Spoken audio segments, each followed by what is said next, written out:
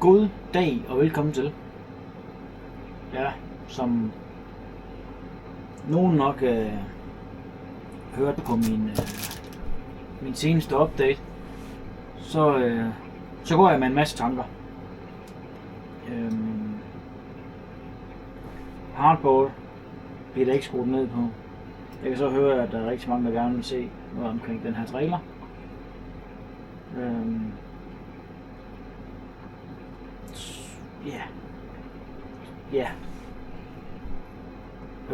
Jeg går stadig med en masse tanker. Lige nu er jeg ved at lave noget mad, og jeg er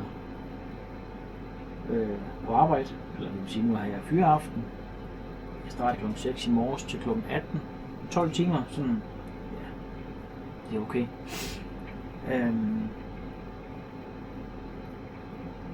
Nu er jeg ved at lave mad.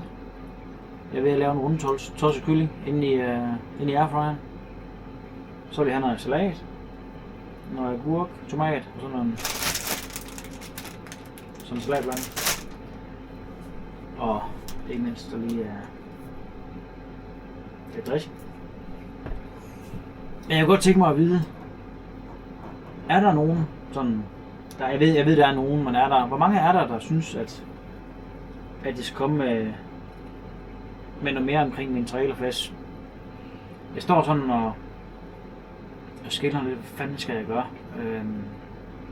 Skal jeg bare lave traileren mega fed? Skal jeg bare klar til alle ting? Og lige nu, der holder jeg på mit arbejde med traileren, som ja, kan se. Og jeg kan være på en landstrøm, og det er jeg i bund og grund også. Men jeg bruger batterierne i min trailer til at køre lige nu min airfryer og min computer og alle de devices jeg har inde i traileren, inklusive mit lys. Og det gør jeg, fordi der ikke er sådan helt vildt meget strøm herovre.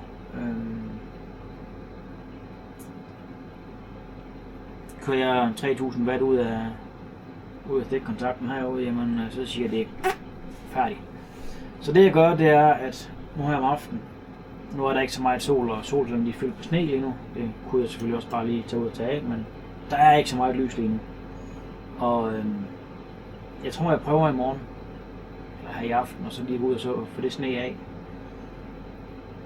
Og se, hvad det kan give. Men så lader jeg i løbet af dagen.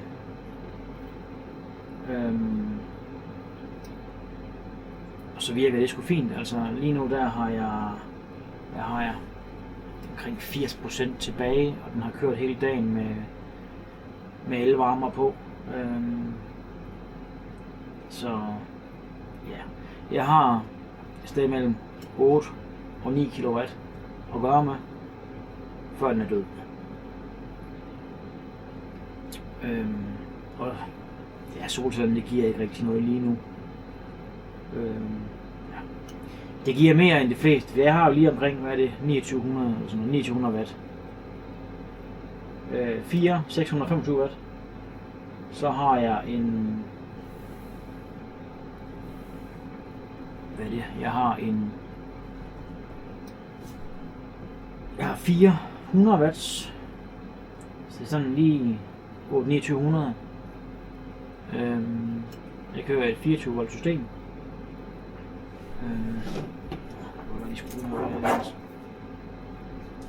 Men jeg kunne godt tænke mig at vide, hvor mange er der egentlig, der er interesseret i det her, fordi jeg må jo være ærlig indrømme, at hvor jeg arbejder nu, der bliver mere og mere, det bliver el. Og det interesserer mig faktisk ret meget. Og jeg har da også, nu skal vi flytte her en gang, ja nu er jeg lige at sige et nyår, men vi skal flytte en gang nu her. Og der har jeg da overvejet, om jeg bare skulle sige, fuck det danske systemer, og så sætte et forholdsvis stort solcelleanlæg op, og så kører det 100% off-grid, eller det vil så sige, i Danmark der er det sådan, der er nogle mærkelige regler, så den skal jo være koblet til. Men jeg kunne også bare sige, fuck det hele, og så bare koble det hele til, og så, nu er jeg ikke elektriker, så jeg må jo faktisk ikke gøre så meget, men så kan jeg få en kammerat til at gøre det. Jeg har snakket med ham, han vil gerne gøre det. Hvis jeg selv sætter det op, så skal han nok komme på det. Og så, ja, det gør det selvfølgelig ikke ringere nu, fordi vi er ved at få lavet et nyt anlæg herude på firmaet til at lægge strømper i. Vi laver strømpeføring, og det er renovering af kloak uden at grave. Og det er uden at grave i mente, fordi vi kan komme ud for os at grave en gang, hvis der er et eller andet, der ikke lykkes, som vi skal. Men 99,9% af tilfældene skal vi ikke grave. Og så kan vi lave, jeg ved ikke, hvad størrelse ledning det er, men ellers så kan vi lave 200-300 meter, 400 eller 300 eller på en 6-8 timer eller sådan noget, alt efter hvordan det lige går. I stedet for at skal nå 20 meter om dagen, hvis man graver. Der har vi så folk som ret tit. Ja, men hvorfor holder I nu her? Alternativet er, at vi kører, og så kommer der gravemaskiner, og så padler de bare helt vildt meget og når 20 meter om dagen. Og så har I 3 måneder, I kan stå og holde med jeres bil væk fra jeres hus. Det er altså træls lige nu. Bare lige sådan. For det første er det ikke så nemt at komme i jorden nu, men så plejer de som regel at falde lidt til ro. Så, men det nye anlæg har jeg lige kigget lidt til, og der sidder 6 Victron batterier og 3 inverterladere på 15.000 watt stykket i 48 volt. Og vi kan køre med det anlæg her, der kan vi lave en strøm og så have 40% batteri tilbage igen, når vi er færdige.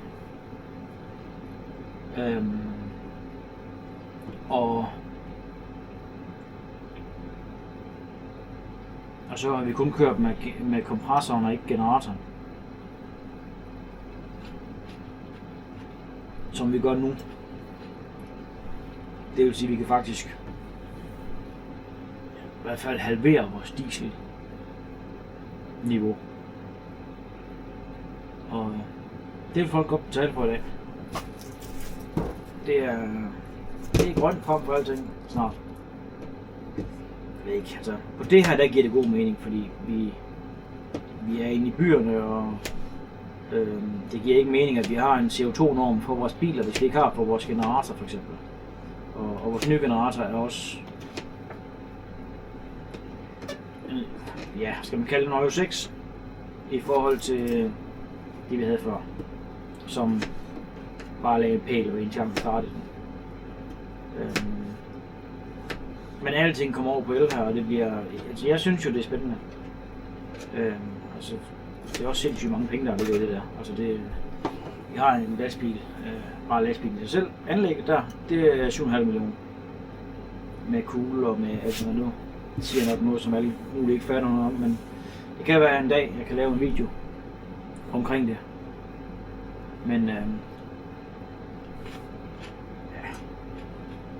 jeg har nogle kollegaer, som ikke er glade for sådan et kamera. Og det har jeg forståelse for, og det selvfølgelig så putter jeg ikke kamera på dem. Men jeg tænker stadig ikke rigtig meget over, hvad jeg skal. Jeg har det rigtig godt jobmæssigt. Og nej, det er ikke kun løn, og det er ikke, altså... Det eneste, der kunne gøre det bedre, det var at komme hjem hver dag. Det kan jeg ikke. Men det er sådan, det er. Nu skal jeg så lige have fundet en tallerken. En kylling. En tallerken.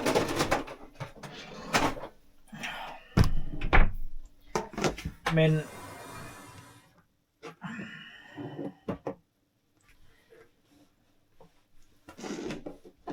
kunne godt tænke mig at vide, hvor mange der egentlig synes, det her det er fedt. Fordi at, det synes jeg selv. Jeg synes, det her med at... Ja, for mig er det bare det her med, altså, med at være selvstændig og... Ja, altså, eller ikke selvforsynende hedder det for fanden. Det er lige en fed klaphat. Nå, han der er lige en kylling.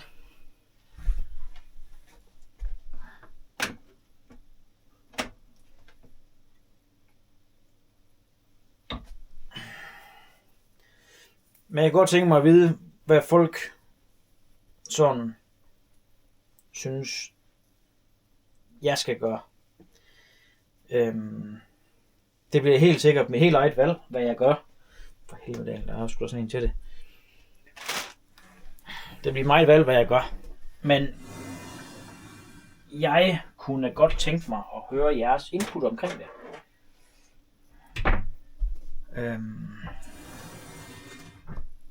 Det kunne jeg godt. Den er kraftig med to.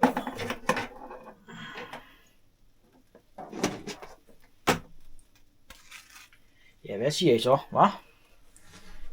Et stykke rundtosset kylling. Ej, og det er fandme flot det der. Det kan vi godt lide.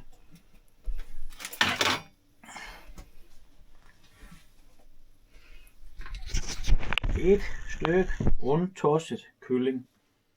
Nu er jeg egentlig dumt filmsat den her herovre. Det kan da ikke andet. Den er kraftigt flot.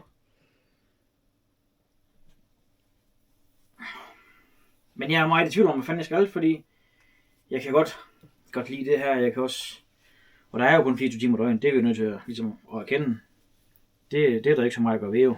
Men hvordan vil man gerne bruge de 5 eller 24 timer? Altså, jeg er helt sikker på, at jeg godt finde ud af, hvad min chef gerne vil have, at bruge dem på. Men ej, den er flot. Det bliver sgu egentlig helt godt.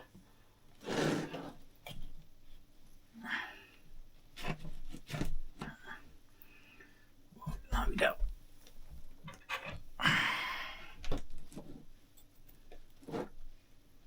Jeg håber, det er færdigt. Det er første gang, jeg gør det her. Og det ser da faktisk ud til at være blevet helt godt.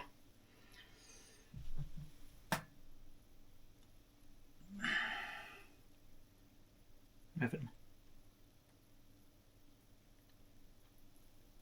Jeg ved ikke lige, hvad det var. Nå, det var lige meget. Det ser da faktisk ud til at være blevet helt godt, ja. Nå. Men ja.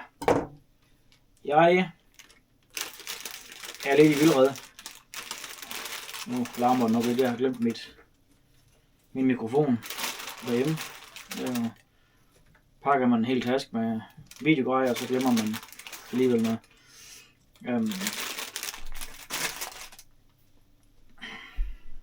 Men sådan er det. Vi er jo kun mennesker. Er den færdig eller hvad? Jeg ser kun er det her?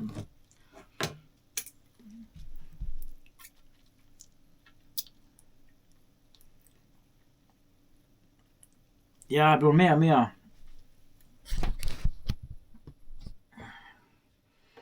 interesseret i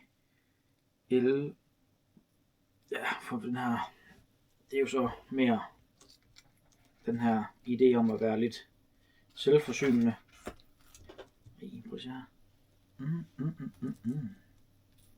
Det er kraftedeme, det er lækkert det her.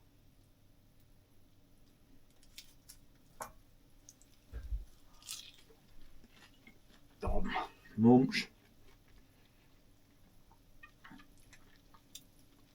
Og det sidder sådan. Ja. Jeg sidder sådan lidt og tænker. Jeg har en fed træner. Og det har jeg. Og Jeg har alle muligheder for at lave noget fedt content omkring det.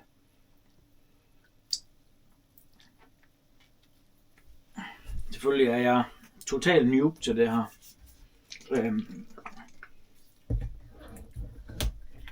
Jeg er ikke det bedste til at redigere, og det bliver meget uredigeret, altså det bliver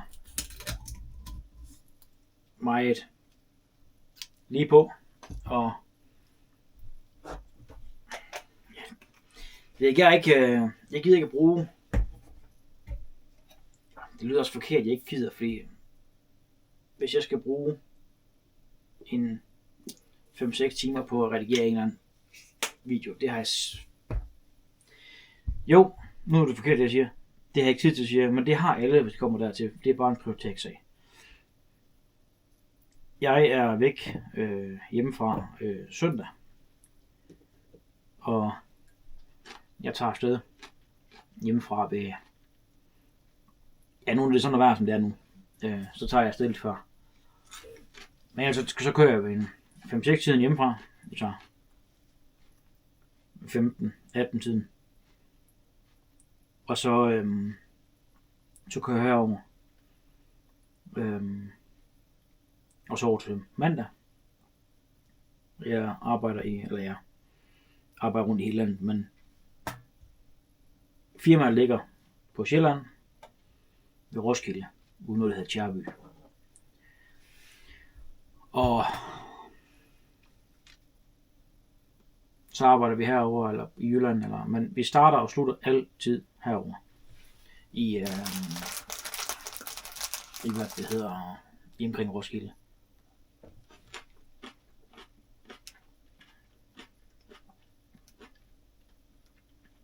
Så det der med at bruge 6, 7, 8 timer på at redigere en video, det har jeg valgt at sige, det vil jeg ikke. Og så kan jeg også godt lide, at det er usødet, altså at man ikke tager noget om, hvis det er, at jeg kan godt lide, at det bare kommer ligesom det er. Og det ved jeg ikke, om det er bare mig, der er mærkeligt. Jeg tænker, at jeg vil gerne have jeres mening, fordi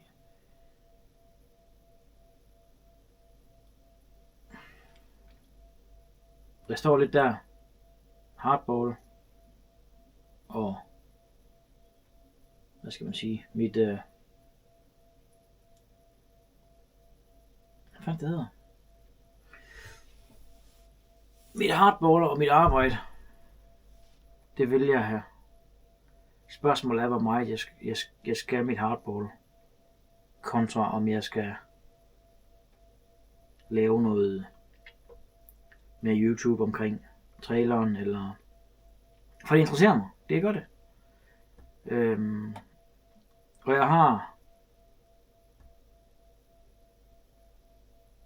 jeg kan lave, må jeg hellere sige, den fedeste campingvogn, wannabe hus på hjul, kald det hvad du vil, i den her trailer. Jeg har 45 liter varmt vand, jeg har gulvvarme, jeg har oliefyr, jeg har normalt stor køleskab, fryser, plads til min computer, og hvis jeg vil, så kan vi sove 5-6 stykker herinde, hvis jeg vil.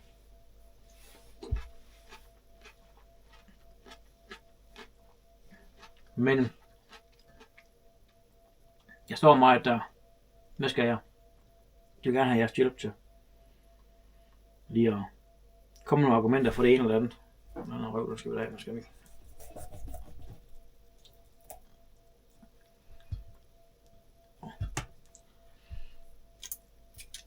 Men den er godt nok blevet fin, den her.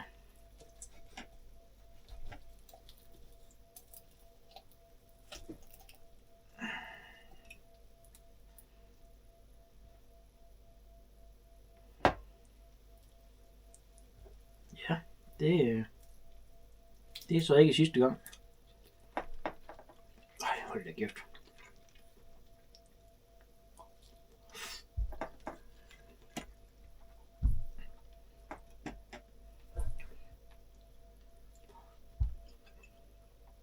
Og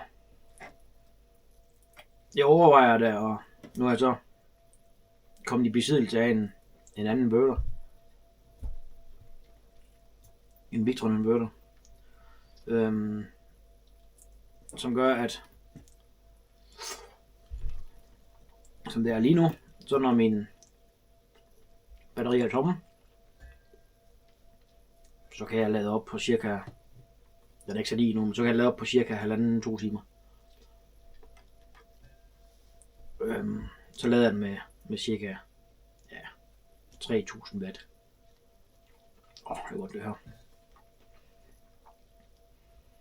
I timen. Og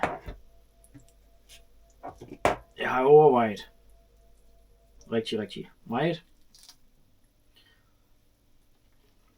om jeg bare skulle gå hele vejen og så bare synes det er fedt.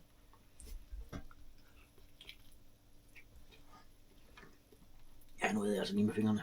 Det er lidt nemmere. Det er varmt det her. Så jeg bare gå hele vejen og så lave det fedeste elsystem og det fedeste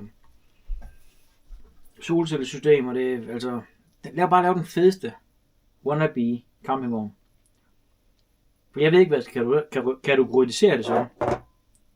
Er det en camper? Det er det ikke, hvis du spørger mig. Altså, men man kan campere i den. Det er ikke alle steder, de er helt vildt fan af at komme med en 10 meter campingvogn, wannabe campingvogn. Det er ikke alle steder, det er lige så fedt. Men altså, jeg må da også være ærlig om, jeg synes, at det er federe at finde en anden sted og sove en campingplads. Og jeg må da også være ærlig indrømme, at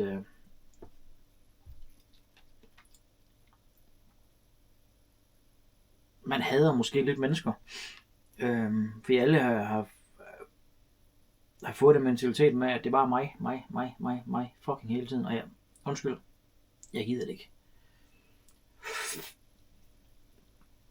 Og det kommer så sent som i dag, da jeg er ude og køre lastbil. Vi kører hjem ned fra fabrikken. Der kommer en ambulance imod mig, og jeg sætter fast ned og trækker ud til siden.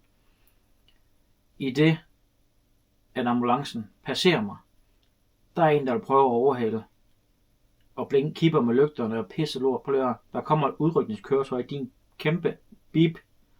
Altså. Og den mentalitet har mange mennesker bare fået. Det er kun mig, hele tiden. Jeg skal bare jeg skal bare videre.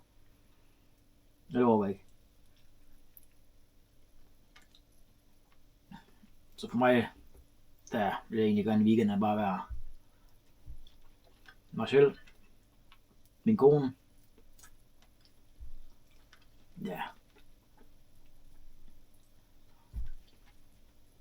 lave lidt video, hvad ved jeg. Nu er det ikke omhandler, at jeg skal nærheden alt for mange mennesker.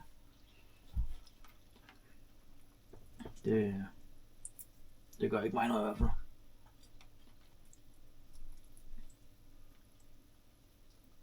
Ej, det er god den her. Det smager fandme godt.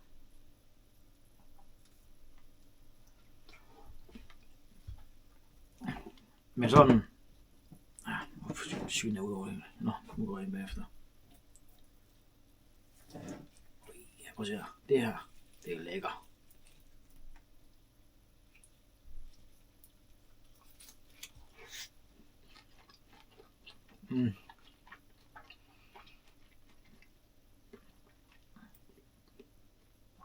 Sindssygt godt krydret. Man kan ikke lige skrive ned i kommentarfeltet, hvad I synes.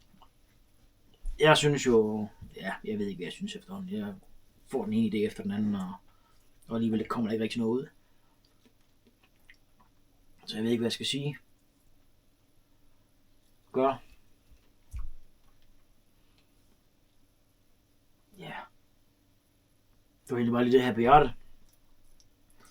Og så tænker jeg, at vi ses i den næste.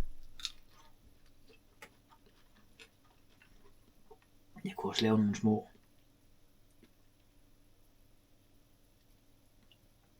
små vlogs, eller ikke vlogs, jeg gider ikke at være sat op på at skal nå noget. Fordi det har jeg alligevel ikke. Det har jeg alligevel ikke tid til. Ikke at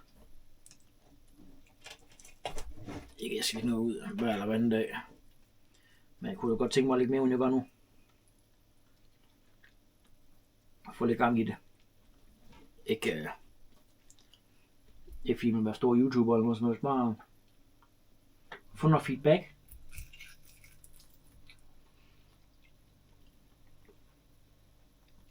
Det kunne være fedt nok.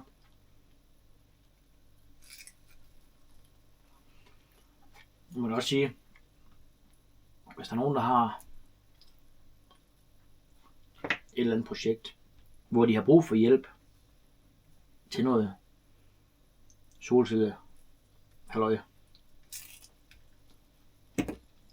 så vil jeg sige til.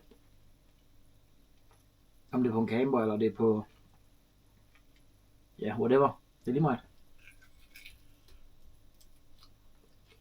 Vi skal nok kunne finde en løsning. Så kunne det jo være, at jeg kunne lave en lille video om det. Så det her, det er bare bestemt ikke sidste gang. Men jeg kunne godt tænke mig nede i kommentarfeltet lige prøve at skrive, hvad I har af, hvad kunne være fedt, hvad kunne ikke være fedt. Jeg synes, vi skal prøve at tage den derfra. Så er der igen at sige, moin og pissegod dag.